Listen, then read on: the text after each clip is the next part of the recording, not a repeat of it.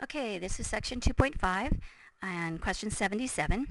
It gives you this equation, y to the fourth equals y squared minus x squared. And the question is, determine where that curve has a horizontal tangent line.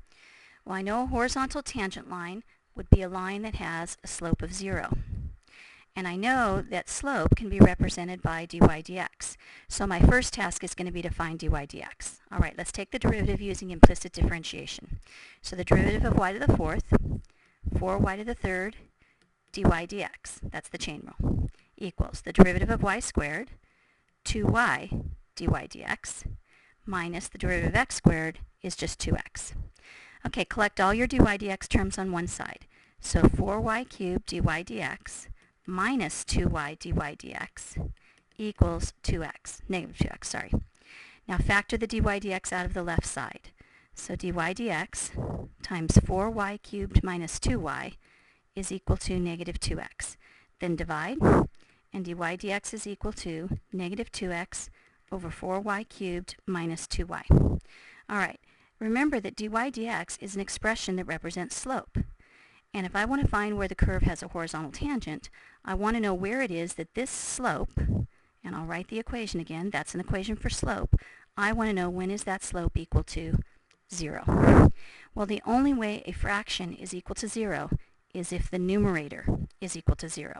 So this leads to the equation negative 2x equals 0.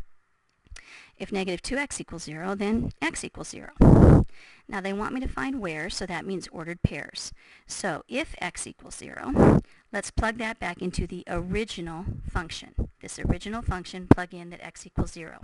If I do that, I get y to the fourth equals y squared minus 0. Or in other words, y to the fourth minus y squared equals 0. I can factor a y squared out of there, which leaves me with a y squared minus 1. I can factor that further. That's a y plus 1 and a y minus 1. So it looks to me like I get three possibilities. Either y is 0, y is negative 1, or y is 1. Now let's be careful though. If I check the original derivative expression, wherever I want to write it, would all of these y values be okay in that original expression? And what I notice is if I substituted into there that y equals 0, then this slope would actually be undefined. So that cannot be one of my possible solutions.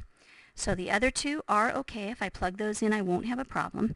So my final solution would be that I have the horizontal tangents when x is 0 and y is negative 1, or when x is 0 and y is 1. All right, hope that was helpful.